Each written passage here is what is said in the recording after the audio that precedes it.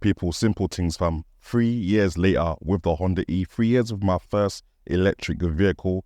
Let me tell you how that went down, innit?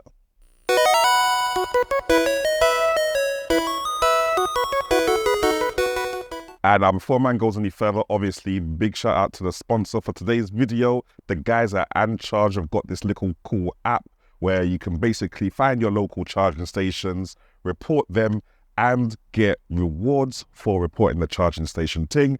All the information and the links are in the description section below. Now, if you don't already know, man's done bare videos for the Honda E already. You can find them all around the channel, so make sure you subscribe and like. We're going to go into how this thing has survived over the past 3 years and 40,000 miles, and also how it's just been to own an electric car, fam. Like, the electric car thing has been long. It's not like the petrol car thing. So I'm going to go into a couple of them differences as well. So let's go through.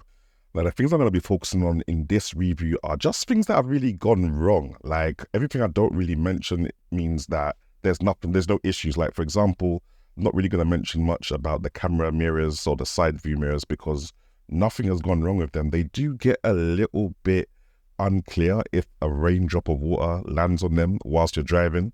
And they're a little awkward to get to clean them off, especially if you're driving and you need to get to the one on the passenger side. But apart from that, the exterior, has basically remained the same over the past 3 years. No issues there, innit? Now, as for the charging port's still working. No issues there, really. The only issues that I've ever had with the charging port has usually been with the chargers that I'm connecting it to. So if the charger is not working for whatever reason, it will just show up a red light, and that means that you're just in for a long day, But apart from that, opening the charging port, closing the charging port, opening the charging port remotely with the keys, no issues there. There was an issue a couple years back where it was snowing, and because the charging port was shut, it was iced shut kind of thing. So I had to wait for it to thaw out before I could open the charging port and charge my car. But apart from that, yeah, man, it's been pretty easy still. Also, I just wanted to mention the fact that you can actually wind down the windows with the key by pressing the lock and the unlock buttons respectively. I didn't realize this in my previous videos, and I think I even said that the car can't do it. It is in the manual, but you know, bad man don't read the manual. So yeah, just wanted to make you guys aware of that feature is included in the car, innit? Even though I just realized 3 years later. Now, speaking of the key, the key's been pretty much okay over the past 3 years. I've only had to change the battery once. Strangely enough, I've also had to change the battery in the spare key, even though I don't use it. So it looks like regardless of whether it's the spare key or the main key that you're actually using on a daily basis, you have to change that battery at least once every 2 years. The battery drain seems to be the same, whether it's the main key or not. So yeah, just bear that in mind if you ever have to go to your spare key. Now, next up, we got the interior. Obviously, my favorite part of the car. This is where all the technology is, all the screens. Anytime somebody has seen this car for the first time, especially the interior, they have to talk about the screens, fam. 1 for the rear view, 2 for the side view mirrors, 2 up front, 1 behind the wheel, and the 2 up front got HDMI. These are wicked. It's a sick setup. Arguably the best setup I've ever seen in a car. My only issue is that there have been absolutely 0 updates in the last 3 years, which is weird because this is supposed to be a techie car. So it should be updated all the time. Like, why are we using the same dead GPS app that came shipped with the car 3 years ago? Like, this car literally runs on Android OS. So why are we not using Google Maps? You know, so that instead of me having to use Android Auto on my phone, I can just use Google Maps natively like they do in the Renault Megane Electric.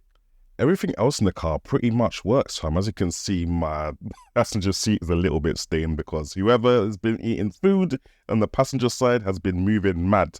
But, you know, let me not dwell on that too long. Furthermore to that, the only update for the back of the car is that the covers that are supposed to go over the USB ports in the back of the car keep falling off. I've got one at the moment. At one point, both of them fell off. I managed to get them replaced, and one of them has fallen off again. It is what it is. Another thing I don't think I ever mentioned is that the seats go all the way back, fam. So if you're trying to get that snooze on when you're waiting for a charge quickly, you just unlock the thing, push your back, and you're pretty much good to go to get that snooze on until your car is charged up, fam. Now, you guys probably already know the situation with the boot. It's probably one of the smallest boots amongst all the EVs out there. But for what I need it for, it fits mostly everything inside. I think I'll just unpack the car so you guys can see what's going on here. You got a couple of my babe's nursing equipment, a Malibu, couple of drinks, shoes in there. It's okay, and a whole bin bag full of other stuff. I don't even know what's going on in that bin bag. But I've got a subwoofer in the back of the car as well. Definitely enough for your weekly shopping. Definitely enough for most shopping. All right, now in terms of the driving, guys, I can't lie. There's not much updates even over the past 3 years, which is a good thing because I'm still getting that day one experience, day one acceleration, day one comfort because of the suspension of the car, and day one in terms of all the mirrors and stuff like that working. So inside the cockpit, as far as the driving is concerned, we're pretty much all good to go. Now on to the good stuff. Let's talk about charging. Let's talk about range. Let's talk about the charging infrastructure and how it's grown in the past 3 years. Because obviously, I'm not going to lie, it's not as bad as it was. But compared to other parts of the UK, especially in London, the charging infrastructure is not where it needs to be to properly, fully support EV drivers. Yes, the Honda E has a ridiculously low top mileage or top range, but that wouldn't matter if there were as much EV charging points as there were petrol stations. You get it? Now, for me, the app I've been using to help me get past this dodgy charging infrastructure we got here in the UK is the AndCharge app. And not only does it help you find your local charging stations, it also lets you report the working condition of them so that other EV drivers can be alerted. But also the charging vendors themselves can also be alerted through the app so that they know to come and fix their EV charging stations to get it working a lot quicker. And furthermore, to reporting the condition of the charging station, the AndCharge app also rewards you with points that you can redeem against shopping online or even getting more charges for your car, fam. So literally, just by telling people that a charger is working or is not working, you get free credits which you can use to buy more electricity for your car. It's a win-win thing still. So people, right now, man is on 15%, and I need to find a little charger. Luckily, man has the AndCharge app, and it's told me the location of a little BP posting that's nearby. So we're going to run up on that, and we're going to see what's really good. All right, now people, I found a little BP post charger behind me, courtesy of the AndCharge app. And just like I saw on the AndCharge app, there's no issues here whatsoever. The thing is all good to go. So what man's going to do is obviously pop open my car. First of all, get the charging port ready. And then all man's going to do is connect the charger to my car. Boom, boom, boom. Wait, where's my BP postcards? People, man's found my BP postcard. You don't need this for BP post machines, but obviously if you use it, you get a little discounting in it. So obviously, I'm going to just go boom, because I'm a member. Scan my card, boom. Select which charging station man wants. Boom. And then that's it. My car is starting to charge now. And that's literally how simple it is to charge my car. Whilst my car is charging, I'm going to do a little AndCharge check-in to let other road users know what the condition of this charging station is like. Think of it as a little quick survey where it allows you to take a picture of the charging station so that you can alert other road users as to what this charging station looks like, because for whatever reason there's no uniform design that all these charging stations have. So it's nice to be able to look at the app and see what the charging station looks like. Furthermore to this, it will ask you the condition of the charging station itself. So are the cables and the chargers themselves at the charging station in a good condition? Are they working? Are they broken? Are they bent? Do they fit in the car and charge your car easily, kind of thing? These are all things that you don't really know because it's not like there's someone manning all these charging stations. They're usually on their own and it's just the driver and the charging station, not like a petrol station where you've probably got a member of staff that can help you out if a petrol pump isn't pumping.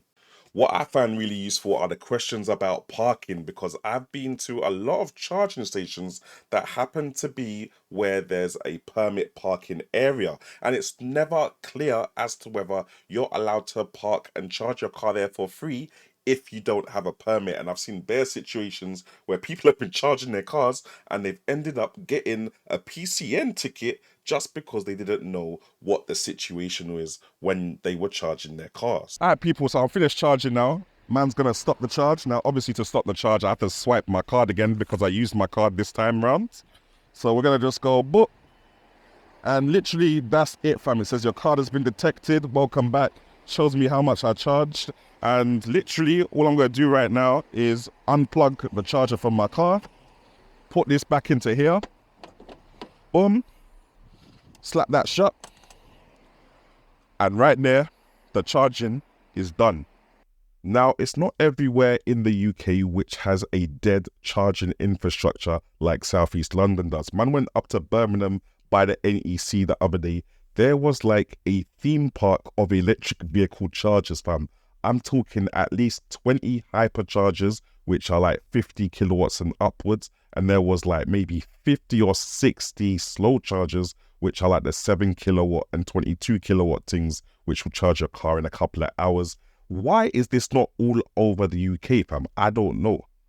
Now, another thing that EV users don't like to admit is that charging your car now costs nearly 4 times as much as it used to 3 years ago when I first got my car. When I first got my car, it used to cost me like £3 to fill up my car to 100%, cause now to fill it up to the same 100%, we're looking at £12 to £15. And bear in mind, the Honda E only goes 100 miles range.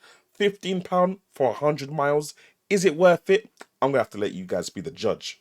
Now, luckily for me, I've already been banging out the AndCharge app and doing bare little check-ins and surveys to let other road users know what the condition of their local charging stations are saying. And because of this, AndCharge have given me bare points which I can either redeem on selected online retailers like Apple and Amazon, or I can redeem them on EV charging apps in order to get myself some free charge next time I'm at a charging station. So not only are you helping to maintain the EV charging infrastructure, but you're also getting paid to do it. Like, it's a win-win. Now, I got a couple of questions from my other videos that people were asking me about the Honda E. Someone was asking, like, what's the servicing situation like? Obviously, when man copped the car, I did like a 5-year service plan thing, where every year you get a service or you pay for it up front kind of thing, or it's every 12,000 miles, I believe. So I think I'm on my 4th service now, 3 years later, because man has done mad mileage on the car, bare motorway miles. So that's been pretty much chill because I paid that up front and it was kind of included in the PCP price. Next thing people were asking me was about the MOT. Now, I've only had one MOT on this car because it's only just come to being 3 years old. Literally went to the MOT guy, my brother in East Down Motors, Lewisham. He had done no skirt. I'll put his links in the description section below. But anyway, man gave him the thing and it was done in like 15 minutes, bruv. Like, no issues at all. Another thing people then were asking me is about the tires. Now, obviously, we've got the rear wheel drive thing, and man is a little piece heavy-footed with the acceleration of this car. I think in 40,000 miles, I've changed the tires about 3 times, and that's twice on the rear tires and only once on the front tires kind of thing. So I guess over the space of 3 years and 40,000 miles, that's not too bad. These rear tires are due for another change though, so £120 a piece, we're gonna have to make it happen, innit? Anyway, people, I think at the end of the day, after the PCP is done with this car, I was wondering whether I'm gonna keep it or not, and I'm leaning towards keeping it because even with the range, doing a Mazzolini and, you know, only getting like 100 miles, best case scenario, I think that the acceleration of the car, the drive of the car, the feel of the car, the comfort, and just the fact that it has all these parking sensors and cameras and technology make it the perfect fit for a techie person like me. So yeah, for me, I'm going to keep it past the PCP. But let me know what you guys think. Are you looking at picking up a Honda E? Have you already picked up the Honda E? How did you find the video? Let me know in the comment section below. And again, big shout out to the guys at AndCharge. Their app and all the information you can find in the description section below.